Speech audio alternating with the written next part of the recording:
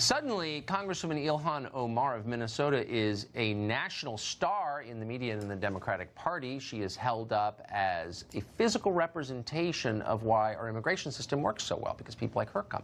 Not because she likes this country. She doesn't. Clearly, she despises America and says it all the time. She routinely attacks this nation as racist, hateful, alienating. Living here, she says, is, quote, an everyday assault.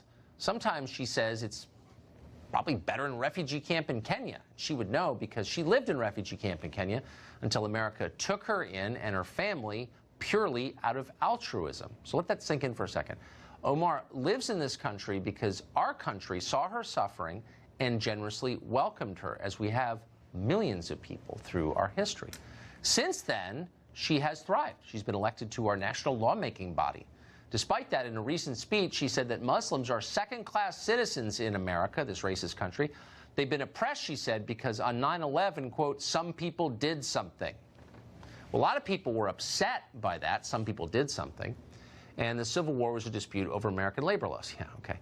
Please. But quickly, the left rallied around Omar. Their message was clear. She isn't simply right on the specifics. If you criticize her at all, the problem is you. You're a bigot.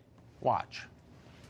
This is just pure racist act by many of those, hateful acts by those, because she does speak truth when it talks about different issues that they don't disagree with.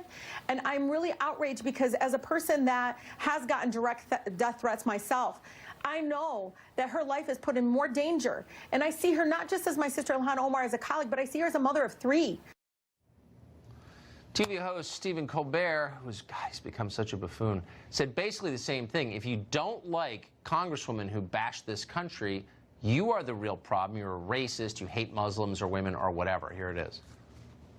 There are many members of our community that their identities are a lightning rod, right? They're being used as political football. We are talking about immigrants, you're talking about refugees, women of color, people of color, minorities, and I just happen to Muslims specifically, and I just happen to embody all of those identities. And so it's easy for this to kind of be self-explanatory. Yeah. That's what's going on. But not surprisingly, the farthest out claim came from young pioneer Alexandria Ocasio-Cortez. Criticizing Congresswoman Omar, she says, is a de facto death threat.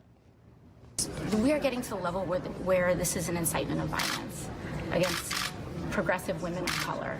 And if they can't figure out how to get it back to policy, we need to call it out for what it is, because this is not normal.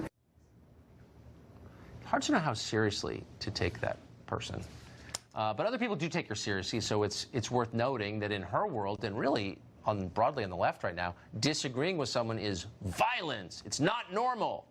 A terrorist attack that murders 3,000, that's just some people doing something.